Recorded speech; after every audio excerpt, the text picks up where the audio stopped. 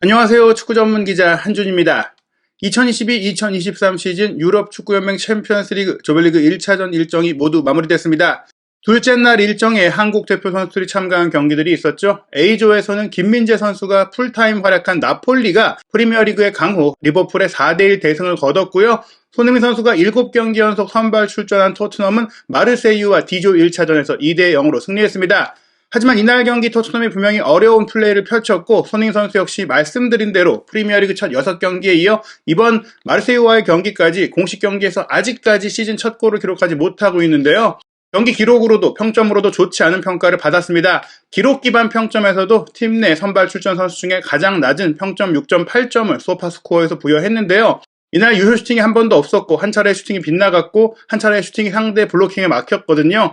드리블 시도 2차례 중에 한 차례 성공했고 키패스가 하지만 3개나 있었습니다. 공격 영향력이 아예 없었던 것은 아니고 또 전방과 좌우 측면 또 수비 지역과 중앙 라인까지 부지런히 움직이면서 평소처럼 팀에 기여를 했습니다.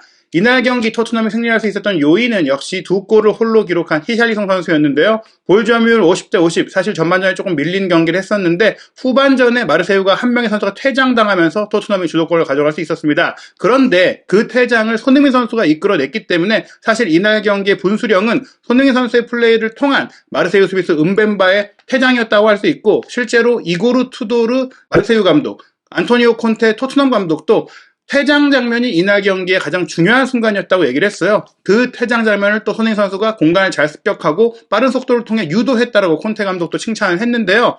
이날 경기 기대 득점값 1.47골로 토트넘이 분명히 2골 정도를 넣을 수 있는 경기를 했지만 그 상황이 모두 손흥민 선수가 상대 수비수 본인을 마크했던 오른쪽 센터백 은벤바를 퇴장시킨 이후에 나왔다. 이 점이 중요할 것 같습니다. 전반전 토트넘의 기대 득점값은 0.33골에 불과했고 후반전에 1.14골까지 굉장히 높아졌거든요. 그리고 마르세유가 이날 좋은 압박을 보여주고 또 높은 지역에서 토트넘을 괴롭히면서 굉장히 선전을 했지만 막상 득점에 근접한 기회를 만들지는 못했어요. 이날 경기 기대 득점값 마르세유가 0.40골이었는데 전반전 0.15골, 후반전 0.25골로 거의 득점하기 어려운 경기를 했다. 그래서 토트넘이 결과적으로는 이길 만한 경기를 했다고 할 수 있는데요. 이날 경기 끝나고 득점을 한 히샬리송보다는 베테랑 선수인 케인 선수와 페리시 선수가 선수들을 대표해서 방송 인터뷰를 가졌는데 두 선수 모두 솔직하게 이날 경기 고전했던 것을 인정했지만 이기는 게 중요했다. 그리고 손흥민 선수가 상대 선수를 퇴장시키는 게 중요했다고 얘기를 했어요. 이 내용뿐 아니라 영국 BT 스포츠에 출연한 프리미어리그 레전드 출신 패널들 역시 손흥민 선수가 터닝 포인트를 만들었다. 토트넘의 리듬을 살렸다라고 평가했거든요. 그 내용들 지금부터 총정리해 드리겠습니다. 먼저 케인 선수의 인터뷰 내용입니다. 힘든 경기였어요. 아주 좋은 팀이고 시즌 시작을 잘한 팀이잖아요. 하지만 챔피언스리그 첫 경기이고 우리 홈 경기에서 승리했다는 것은 좋습니다. 전반전에 상대는 콤팩트했고 우리에게 기회를 잘 내주지 않았죠. 하지만 후반전에 뒷공간을 우리가 잘 공략했고 상대가 10명이 되고는 더 쉬워졌습니다. 그리고 2골을 넣어 이겼기 때문에 좋은 경기였습니다. 이렇게 돌아봤어요. 고전했지만 상대가 10명이 됐기 때문에 우리가 좀 쉽게 풀어갈 수 있었다는 것이었고요. 페리시치 역시 우리가 전반전에서 잘해야 했다라고 아쉬워했습니다. 공을 소유할 때 긴장했다. 이 긴장은 챔피언스리그 대회에 대한 긴장감보다는 상대가 굉장히 강하게 압박을 했기 때문에 좀 어려움을 겪었다는 것인데요. 그래도 무실점 경기를 했고 우리는 계속 나아가는 모습을 보이고 있다. 케인이 말한 것처럼 후반전에 10명이 됐기 때문에 상대가 훨씬 이제 쉬워진 상황이 됐다. 역시 손흥민 선수가 상대 선수를 퇴장시킨 것이 이날 경기에 중요했다고 설명을 했습니다. 일단은 토트넘에 대해서 새로운 선수들이 많이 합류했고 게다가 챔피언스리그 같은 경우에는 다른 스타일의 팀을 상대해야 하기 때문에 쉽지는 않다 이렇게 설명을 했고요. 또 마르세유가 좋은 팀이다라고 얘기를 했는데 실제로 프랑스 리그왕 첫 6경기에서 5승 1무를 기록하면서 무패를 달리고 있는 팀입니다. 토트넘에게 올 시즌 첫 패를 당한 팀이기 때문에 좋은 팀을 상대로 그리고 겪어보지 못한 스타일의 팀을 상대로 분명히 좋은 결과를 낸 것이다 이렇게 설명을 했습니다. 콘테 감독은 이날 경기 후 인터뷰에서 사실 히샬리송 선수가 풀럼전 선발 출전에 이어서 이번 경기도 선발로 나와서 잘했고 무엇보다 골을 넣었기 때문에 칭찬을 했는데요. 영국 현지 언론은 맨체스터 시티와 치를 오늘 주말에 프리미어리그 경기에 히샬리송이 계속 선발로 뛰어야 되는 거 아니냐. 그렇다면 손흥민 선수가 빠지고 쿠루세스키에게 이번에는 선발 출전을 줘야 되는 게 아니냐는 논란들이 또 한 번 나오고 있습니다. 이번 경기도 서두에 말씀드린 대로 기록적으로 그렇게 좋지 않았고 골을 넣지 못했기 때문인데요. 일단 콘테 감독은 이렇게 얘기했습니다. 히샬리송이 득점해서 기쁩니다. 자격이 있었어요. 히샬리송을 영입할 때 챔피언스리그 노래를 빨리 듣고 싶다고 했던 게 기억이 납니다. 저에게도 설명할 필요 없이 중요한 대회죠. 어려운 경기에서 히샬리송이 최선을 보여줬고 팀이 이기도록 도와줬습니다. 맨시티전은 큰 결정이 필요할 겁니다. 이틀 만에 맨시티를 상대하는 것은 쉬운 일이 아니에요. 잘 쉬고 잘 회복해야 하는 선수들이 있습니다. 우리는 아직까지 계속 경기를 치를 수 있는 선수들이 있어요. 언젠가는 로테이션을 할 때가 있죠. 하지만 챔피언스 리그는 유로파 리그, 컨퍼런스 리그와 다르기 때문에 그랬다가는 질 수 있습니다. 그래서 일단 회복을 잘하는 게 중요합니다. 히샬리송을 영입한 것은 소니, 케인, 데안 쿨루세스키 등 지난 시즌 잘해준 3명의 스트라이커를 지원하기 위해서입니다. 지금 루카스 모우라가 부상을 당한 것도 우리에게는 큰 문제죠. 공격 세 자리를 모두 소화할 수 있는 공격수를 영입하려고 시도했어요. 히샬리송이 손흥민, 케인, 쿨루세스키의 포지션을 모두 뛸 수 있는 것은 우리 공격의 퀄리티의 아주 중요한 부분입니다. 이 얘기는 손케쿨 트리오를 기본으로 하되 3명의 선수들이 체력적으로 그리고 전술적으로 교체가 필요하고 로테이션이 필요할 때 히샬리송을 어떤 선수든지 빼주고 투입할 수 있다 이런 얘기인데요. 풀럼전과 마르세유전은 모두 쿨루세스키가 벤치로 내려오고 히샬리송이 선발로 나왔습니다. 그렇다면 이번 맨시티전은 어떨 것이냐? 주중 주말 경기가 계속 이어지고 있고 무엇보다 맨시티전은 강한 팀과의 경기인데 또 이틀만 쉬고 경기를 해야 된다.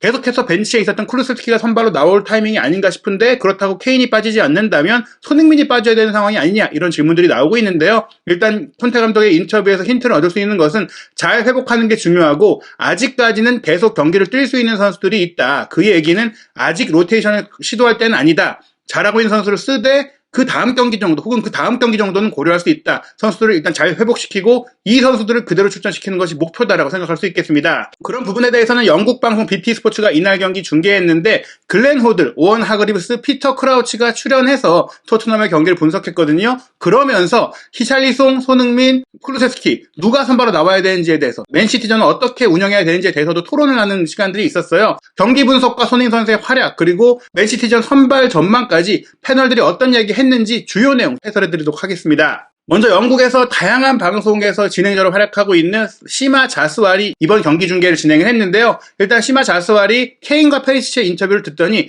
굉장히 솔직한 인터뷰였다고 얘기했습니다. 경기력에 대해서 선수들이 아쉬웠던 점을 분명히 인정했다는 것인데요. 사실 그런 것들은 선수들도 알고 있고 팬들도 봤기 때문에 알고 패널들인 우리들도 이제 알고 있다. 하지만 중요한 것은 결국에는 승점 3점을 얻었고 2골이나 넣었고 무실점으로 이겼다는 것 아닌가요? 라면서 이야기를 시작하는데요. 토트넘 감독 출신이기도 한 글렌 호들이 이야기를 시작합니다. 절대적으로 맞는 이야기입니다. 지난 풀럼과 경기에서 보여준 것처럼 지금 토트넘 선수단은 앞으로 더 많은 걸 보여줄 수 있는 팀이에요. 좋은 경기를 하지 못하면서도 이기고 있다는 것은 아주 좋은 신호입니다. 최고의 경기라고 보이지 못하면서 승리하고 있다는 것은요. 토트넘은 지난 몇 년 동안 아마도 대부분의 시간 동안 오랫동안 그렇게 하지 못했습니다. 역사상 대부분의 경우 토트넘은 플레이를 잘할 때는 이겼지만 그렇지 못할 때는 이기지 못했고 그런 기복들이 있었는데요. 콘테 감독이 부임한 뒤로는 최고의 경기를 하지 못해도 이길 수 있다는 믿음이 생겨나고 있습니다. 그걸 해내고 있어요. 기복이라는 것이 사실은 꾸준히 경기력을 유지하는 것도 있지만 시즌 내내 계속해서 경기력이 좋을 수는 없거든요. 하지만 경기력이 안 좋을 때도 어떻게든지 이겨내면서 승점을 쌓고 그 승점들이 결국에는 대회의 결과와 성적으로 이어지는데 토트넘이 그런 끈끈한 팀이 됐다. 어떻게든 승점을 따내고 이길 수 있는 팀이 됐다. 이것이 토트넘이 발전한 것을 보여준다는 측면에서 이날 경기 내용이 안 좋았다고 하더라도 결국에 기록으로 봤을 때, 결과로 봤을 때는 토트넘이 성공적인 경기를 치렀다라고 설명한 것입니다. 시마 자설은 또한 챔피언스리그 첫 경기였다는 점에서 또 3년 만에 토트넘이 챔피언스리그 돌아왔잖아요. 페리시치가 말한 대로 프리미어리그에서 경기력이 좋았던 지난 주말 경기 풀럼전과 달랐던 게 역시 스타일 차이였느냐 그리고 챔피언스리그 경기라는 점이 또 선수들에게 느껴지는 느낌의 차이가 있느냐 이런 질문을 하그리브스에게 했는데요. 베테랑 선수 출신으로 2차례나 챔피언스리그 우승을 경험한 오원 하그리브스는 이렇게 얘기합니다. 경기 초반 토트넘은 꽤 깊이 내려가서 경기를 했죠. 마르세유가 공을 지배했고 토트넘에는 부정적으로 보인 면이 많았어요. 하지만 토트넘은 이런 경기를 승리로 이끌 수 있는 키플레이어를 보유했습니다. 손흥민, 케인, 히샬리송이 있었죠. 챔피언스리그 경기에서 필요한 것입니다. 이 얘기는 뭐냐면 토트넘이 깊이 밀려 내려갔잖아요. 마르세유가 굉장히 강한 압박을 시도했고 또 프리미어리그에서 겪어보지 못한 전술 구조와 압박 구조를 통해서 상대를 좀 대응하다 보니까 후방 빌드업이 안 풀리면서 경기 주도골을 내줬거든요. 경기력에 있어서는 부정적인 면이 많긴 했지만 그럼에도 불구하고 경기에 차이를 만들 수 있고 골을 만들 수 있는 선수들이 있기 때문에 그런 월드 클래스 공격수가 있기 때문에 내용이 안 좋아도 이길 수 있는 게 토트넘이다. 그 중심에 손흥민, 케인, 히샬리송이 있었다는 것인데 손흥민 선수가 상대 수비를 퇴장시켰고 히샬리송이 2골을 넣었고 그 과정에서 케인 선수가 연계 플레이를 잘해줬잖아요. 이 3명의 공격수의 클래스가 바로 챔피언스리그 같은 대회에서 성공하기 위해 필요한 것이다 라면서 손흥민 선수의 존재감을 잊지 않았는데요. 일단 시마 자스왈이 또 이야기를 이어가면서 토트넘의 시즌에 대해서 이야기할 때 우리가 늘 케인과 손흥민만 이야기를 했었는데 이제는 히샬리송을 이야기할 수 있게 됐습니다 라고 하면서 지금까지 저희가 영국 방송에서 토트넘을 분석한 내용들을 상세하게 전해드려 왔는데 손흥민 선수와 케인 선수에 대한 분석이 굉장히 많았잖아요. 이번에는 히샬리송 선수가 주인공이 됐던 분석이었습니다. 공격수 출신인 크라우치에게 히샬리송의 선제골이 어땠는지 먼저 물어보게 되는데요. 피터 크라우치는 맞습니다라면서 히샬리송이 그만한 존재감을 토트넘에서 보이고 있다. 헤더골로 2골을 넣었는데 2골이 모두 훌륭했고 토트넘에 필요한 퀄리티였다. 지금까지 토트넘이 갖지 못했던 공중전, 헤더 득점 전문가가 이제 생겼다는 것인데요. 선제골 장면을 보면은 페리시 선수가 이제 크로스 패스를 올리잖아요. 호이비엘의 패스를 받은 페리시가 왼쪽 측면에서 넓게 서 있다가 꺾어서 이제 크로스 패스를 올리게 되는데 커트인을 하면서 좋은 크로스를 올릴 때 히샬리송이 좋은 위치를 또 차지하고 있었다. 좋은 위치 선정이 있었다라고 얘기를 해요. 지금 보시면 공이 이제 왼쪽 측면으로 전개될 때 히샬리송도 골 에어를 기준으로 왼쪽으로 조금 같이 딸려 올라가잖아요. 그러다가 이제 뒤로 슬쩍 이동하게 됩니다. 수비수들의 시선 앞으로 들어갔다가 수비수들이 보이지 않는 뒤쪽으로 이동하면서 크로스 패스가 뒤에 올 것을 대비하고 움직인 것인데 피터 크라우치는 이런 히샬리송의 움직임이 좋았다고 칭찬했습니다. 물론 헤더 장면에서 파우 로페스 골키퍼가 좀 더 잘 막을 수 있지 않았느냐, 선방이 좀 좋지 않았다, 헤딩 슈팅을 막을 수 있는 궤적이었다고도 볼 수 있지만 어찌됐거나 히샬리송이 뒤로 물러나오면서 수비를 잘 떨쳐냈고 공간을 잘 찾아갔고 강력하게 헤더까지 했던 환상적인 골이었다. 로페스의 방어 능력이 조금은 아쉽긴 했지만 그래도 히샬리송이 모든 면에서 스트라이커로서 아주 좋은 플레이를 펼쳤기 때문에 골이 나왔다고 설명을 합니다. 글렌 호들 역시 이 장면에서는 골키퍼가 더 잘해야 하긴 했지만 데이비스의 공격 가담이 좋았다는 점을 또 하나 지적했는데요. 벤 데이비스가 이제 왼쪽 센터백으로 교체로 투입이 됐잖아요. 그 상황에서 상대가 10명이니까 크로스 패스가 올라오는 공격 상황에서 페널티 에어리어 니어포스트 쪽으로 움직였기 때문에 마르세유 수비수들이 그쪽까지 신경 써야 됐고 막아야 되는 선수들이 늘어나다 보니까 수적 열세 성향 속에서 많은 선수를 상대하다 보니까 히샬리송을 완벽하게 커버하기가 어려웠다. 그런 점들을 이제 소개하면서 이렇게 데이비스의 가담으로 공간이 추가로 생길 수 있었다. 사실 토트넘이 상대가 10명이 됐을 때 빠르게 이런 플레이를 활용했어야 하는데 조금은 늦게 나오긴 했지만 어찌됐거나 상대의 퇴장을 잘 활용했기 때문에 기회를 만들었다. 물론 이런 구조적인 부분도 있지만 히샬리송의 헤더 자체도 원더풀했다라고 칭찬을 했습니다. 여기에 오원 하그리비스 선수는 이제 선제골 과정에서 어시스트를 했던 페리시치에 대해서 칭찬을 했는데요. 콘테 감독이 1대1 상황에서 이길 수 있는 선수를 원한다고 이미 경기 전 프리뷰 때 이 패널들이 얘기를 했었거든요. 이 득점 장면을 보면은 왼쪽 측면에서 보통 돌파하고 크로스 패스 올릴 때 정발 윙어들은 왼발로 크로스를 올리게 되는데 페리시치는 접고 오른발로 올렸잖아요. 근데 왼발로도 올릴 수 있고 오른발로도 올릴 수 있는 선수이기 때문에 상대가 헷갈렸다는 겁니다. 오른발로만 항상 올리는 선수라면 또 그 각도를 대비할 수가 있는데 어느 발로 올릴지를 모르기 때문에 두 발 모두 편안하게 쓸 수 있는 것, 그게 바로 퀄리티라고 하면서 사실 손흥민 선수가 양발잡이이기 때문에 굉장히 위력적인데 페리시도 그런 선수다. 크로스 상황에서 다른 앵글을 만들었다. 그게 콘테 감독이 페리시 같은 선수를 원한 이유고 이 플레이가 경기를 바꿨다고 하면서 페리시 선수의 양발 능력, 손흥민 선수의 자리를 어떻게 보자면 이제 커버도 할 수 있는 그런 선수잖아요. 페리시가 합류해서 토트넘 역시 더 강해졌다라고 설명을 했고요. 또 두 번째 골 같은 경우에도 이번에는 호이비에르 선수가 오른발로 꺾어서 크로스 패스를 페리시처럼 올렸는데 히샬리송이 공중전에 아주 강하다고 칭찬을 해요. 공중전을 아주 잘하는 선수다. 사실 히샬리송 선수가